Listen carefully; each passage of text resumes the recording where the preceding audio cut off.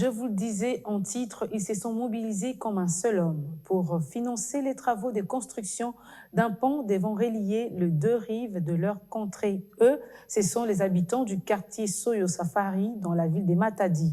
Mais arrivés à bout de leurs moyens, ils se sont retournés vers le président de l'Assemblée provinciale du Congo central auprès de qui ils ont soumis un cahier des charges pour la finalisation des travaux.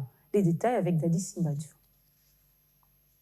Conduits par le pasteur Pierre Thomas, chef de la délégation, les habitants du quartier Soyo Safari dans la commune de Matadi, confrontés aux difficultés de traverser les deux rives de leur contrée suite à l'absence d'un ouvrage d'art de valeur faciliter la traversée, surtout pendant la saison pluvieuse, sont allés à la rencontre du président de l'Assemblée provinciale du Congo central, Jean-Claude Vumbalozamba, à qui ils ont soumis leur doléance. Chose étonnante, ces habitants, à travers une organisation interne, avaient déjà amorcé les travaux de construction d'un pont de 23 mètres de longueur sur 4,20 mètres de largeur. Un pont, une fois les travaux de son érection achevés, devraient désengorger les embouteillages au niveau du rond-point Bouima. Surpris de cette initiative, le speaker de l'organe délibérant provincial du Congo central s'est rendu personnellement au quartier Soyo Safari où il a palpé de visu cet ouvrage d'art dont les travaux largement avancés se sont brusquement arrêtés faute de moyens. Un bon père de famille, Jean-Claude Vumbalozamba a pris l'engagement de mener un plaidoyer auprès du chef de l'exécutif provincial pour disponibiliser les moyens afin de parachever les travaux de ces ponts. Le projet est dans le budget 2021 que nous avons pu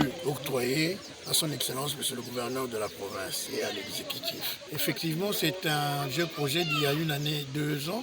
Comme vous savez, avec tout ce que nous avons connu comme péripéties, je crois que le gouverneur de la province n'a pas encore pu reprendre ce dossier. Comme la population voulait à tout prix que je vienne pour que je puisse me rendre compte, que d'ailleurs, dans différentes correspondances, le gouverneur de province avait déjà instruit l'OVD de venir se rendre compte de cette situation. Et l'OVD avait même envoyé son équipe de supervision. Ils se sont rendus compte qu'il fallait une somme de 49 000 $ pour que tout puisse être terminé à travers ce pont et un engin pour dégager la route.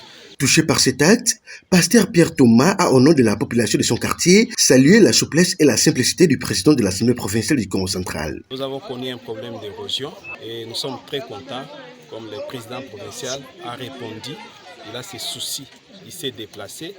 Il a beaucoup d'occupations, mais il est venu ici vers sa population. Donc nous savons qu'il va s'impliquer pour nous aider à ce que ces ponts soient construits. L'espoir porte à croire que les travaux de parachèvement de cette infrastructure toucheront à leur fin avant que Dame la pluie ne soit de retour.